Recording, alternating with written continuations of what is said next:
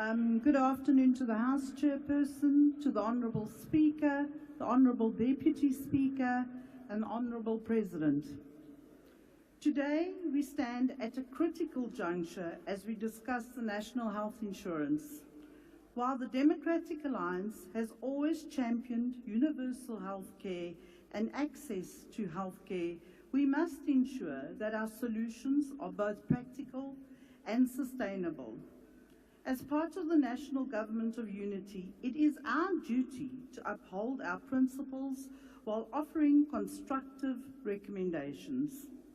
The ANC NHI proposal aims to centralise power, eliminate private medical options, and impose significant tax burdens on our citizens. These elements are fraught with risks and could undermine the very goal of equitable healthcare for all.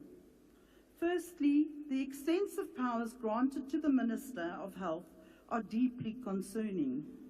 The Minister will essentially control the fund from setting prices to having the ability to determine which service providers would be entitled to provide services over another.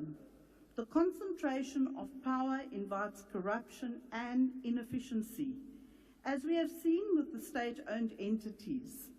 The DA proposes an independent watchdog to oversee health entities, ensuring transparency and accountability. Secondly, the elimination of the two-tier healthcare system will overwhelm our already strained public healthcare sector, forcing citizens into a single, overburdened system will degrade the quality of care for everyone.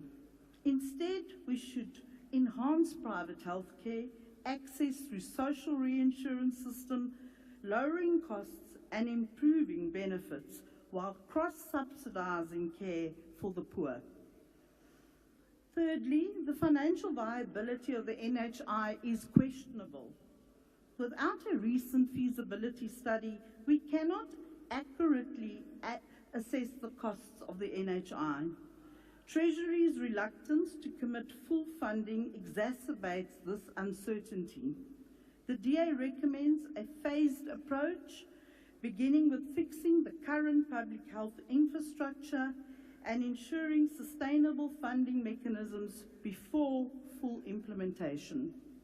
Additionally, the Act fails to address provincial debts, such as the Eastern Cape's massive medico-legal claims, raises serious concerns about its financial sustainability. We must ensure that provinces are not left to bear these burdens alone.